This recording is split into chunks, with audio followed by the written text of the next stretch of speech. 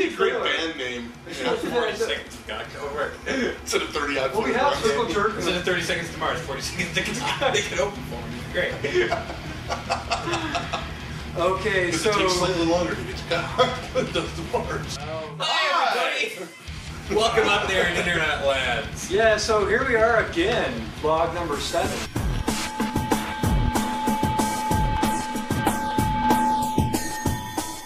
We just got done drinking beer. We did DVD commentary on the back room. Yes. Technical commentary. You can tell we're very technically minded professional folks here. Yeah. That's coming out. We've got some... So, Chris just hit me with a showstopper, right? Because, you know, for anyone who... Back room, DVD commentary. Yeah, so we did that. We did a live run through. It'll be really cool. And, yeah. Hopefully remotely insightful with the summit. We're going to be doing... I think we stayed pretty close to talking about the film, so... My part was. Yeah. That was insightful. Yeah. No, it was good. We had editing, we had a camera guy, director, so that went great. And next weekend's a fun one. That's going to be... This weekend's a shite one. It's useless. Utter rubbish. This next weekend is the weekend you care about. Don't even watch this DVD commentary. This next one's going to be making fun of and just drinking and having fun with the film.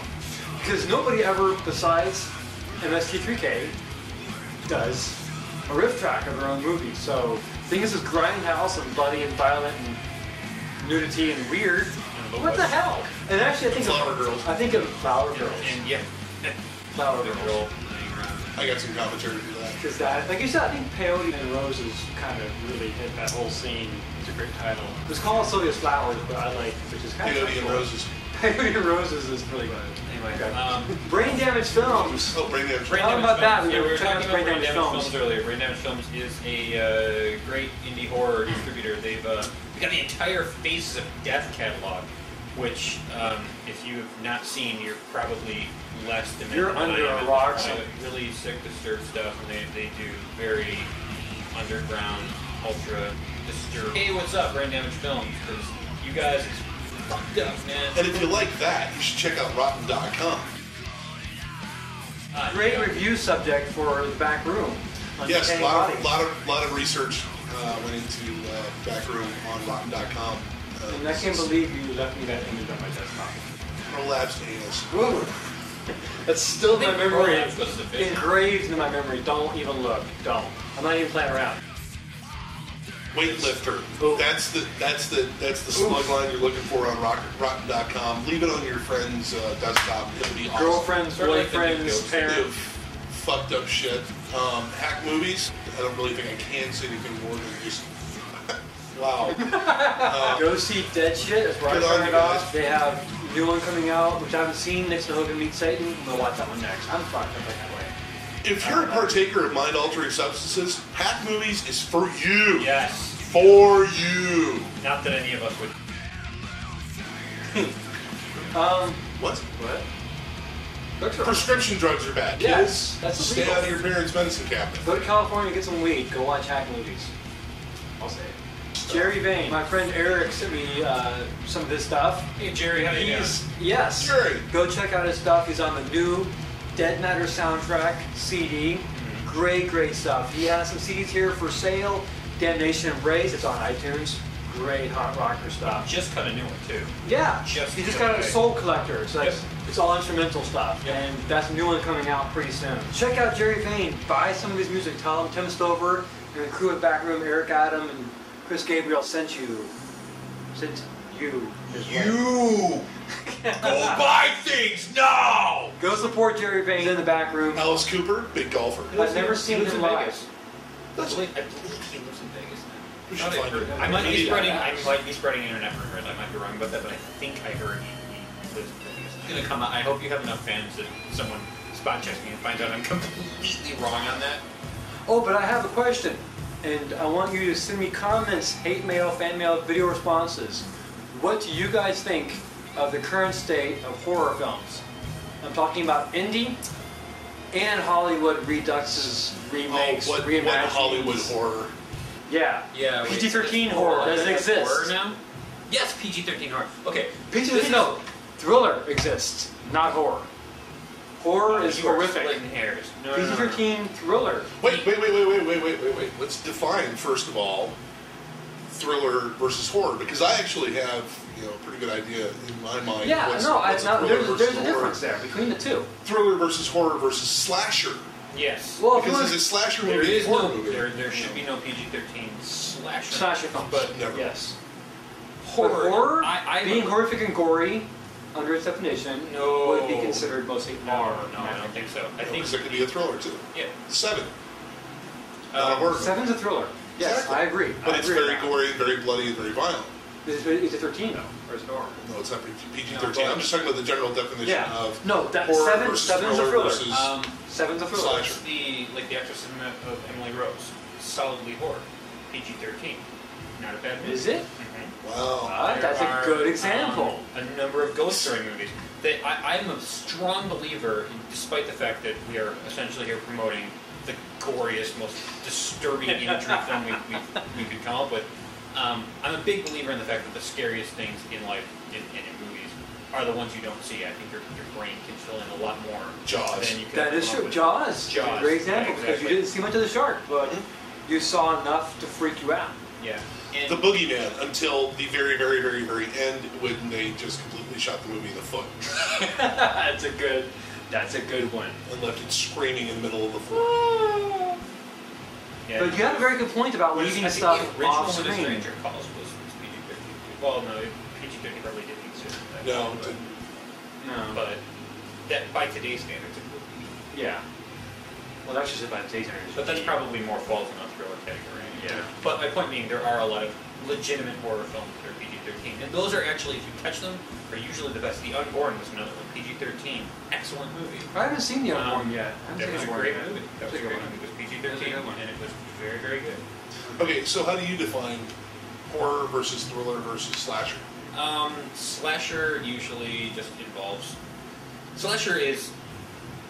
Sorry, slasher fans, but slasher is a lot more thoughtless. It's usually just rampant. Well, no, I gore and agree with violence. that. Friday the 13th, it's just Um, basically a kill fest, Right.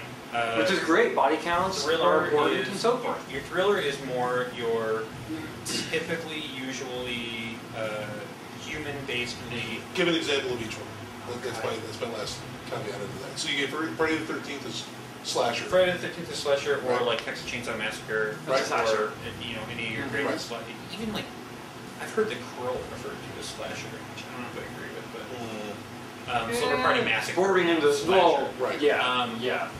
That's a great. You go into thriller in things like When a Stranger Calls is a great example of it. Stranger Call. That's a good one. Um, Yeah, it's a good one. It's a good one. Then you go into horror, and horror is the category I really like. That's when you get things like, you got all that broad range in it. You can go from just straight monster films. Stephen King's It is horror, but so is In the Mouth of Madness. Yeah, that's a good one. That's a good one.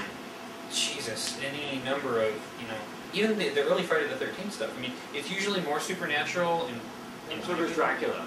Circus Dracula's More gothic horror romance. but Yeah. But it's still in yeah. the horrific category. So you and I are on basically the same page. Pretty close. For thriller is a psychological thing that fucks with your head. Horror has to have some sort of supernatural or otherworldly aspect to it because Alien is a horror movie. Yes. Yeah, Alien I would Sci-fi agree. horror, but horror. I would agree. Sci-fi horror, but still a horror movie. But it's still under the horror category, which is Right. a pretty broad umbrella. Okay, so Silence of the Lambs. Is a psychological thriller.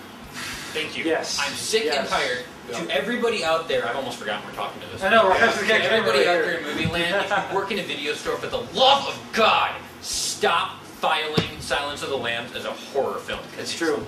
Eric will burn your store to the ground. I might. You will. I really Actually, might. you will find Video you. stores are going to be fine in 5 years anyway. Who cares?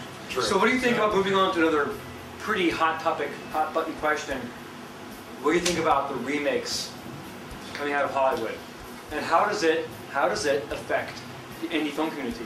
I think it gives us a boost because I think it does. people will It get does. sick There's- of watching remakes of remakes of remakes of Well, remakes of It remakes. opens the door for people. There's like, only been a for few the paranormal remakes that I will activities and- consider existence, and I have in my collection. Yeah.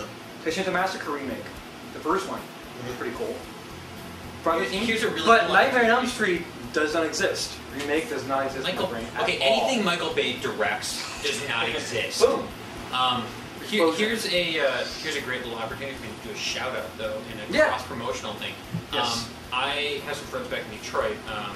The Skeleton Factory at the time might have been Crossbow 5 Pictures, but they put out a movie. I don't even know if you can buy it on DVD yet, or at all. I hope you can. It was called The Remake, and it was actually about a big Hollywood movie crew that tries out to remake.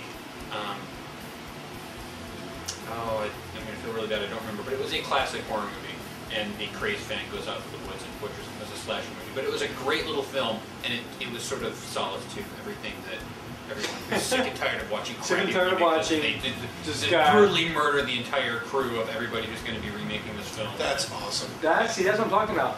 And now I have a soapbox moment for a second here. If you don't like remakes, don't spend the money to watch it. Don't buy the DVD. Yeah. Don't rent it on Netbox. Wow. Netflix or Redbox. Don't support it. And that's what we remember. We were there at the Sci-Fi Center when Hellraiser guy came up and had that whole spiel. You and I were going, just don't support it. Doug Bradley. Doug Bradley, thank you. Don't support it. Sorry, Doug. If remake, don't go out. Don't consider it out there. It's not there. It's not there. Way don't. That whole system works, man. From the inside out, I can assure you, people are just trying to make money, and if you don't give them the money they're after for doing this, they will stop doing it, and they'll be forced to start hiring people with original ideas again. I promise you it will happen. Have some faith and stop supporting things that you know will suck. Take that money and go buy our DVDs. Go buy indie film Go DVDs. buy indie films, Go buy The Back seriously. Room. Go get Feast. Yeah, S4. I'm sorry, S4. Devotion. S4, sci-fi horror, devotion, psychological thriller. Psychological thriller. Exactly. Very As for true. sci-fi horror, It's pretty scary seeing Rob pregnant, man. That was that scary. scene in the desert is a little frightening, I will say. And seeing his rear end in the yeah. desert, that was fun. Well, the birth scene. That birth- was oh. and a good example. And a good example of what you don't see is worse than what you do see. Right, or That is true. That is very true. but Because and that's what true. What we're talking about in indie horror, and I'm again cross-promoting people I used to work with back in Detroit, but I did a film called The Evil Offspring, which is now available on Amazon.com a number of years ago, where you get to see me naked, because I know you all want that. He is hot. Go see him naked. Yeah, and I've seen film called They Eric Must Eat. naked More- lots. Yeah, see, that's the unfortunate thing about YouTube is I would get naked right now, but you would get this video cut, and then you wouldn't be able to enjoy it all. We should No, just- they would basically just kill the channel. Cock! So you can do that on YouTube, but you can't, like, You can't show drop and say no to 3D while we're on this Yeah, subject. you know what? While we're on our soapbox, Piranha Yeah, no 3D. dances with Smurfs. Why does everything need to be in 3D? It's a cycle. Remember in the early '60s, and then in the '80s, and then now. It's a fucking cycle. They get excited about it, and they'll drop it. But now It's they a have fad until they can do 3D TV coming holographic. out, Yeah. which is gonna fucking just 3D die. television, which you can watch for 15 minutes before you have a splitting severe headache and have photophobia. It fucks with your eyes so badly. And this is a study. This isn't me. These are things I read on the internet. So it must be It's totally true. I've tried it. It's totally true. But yeah, no, personally for me, I mean, I can't watch 3D because it starts giving me a splitting headache, and it's just annoying. Why is that necessary, man?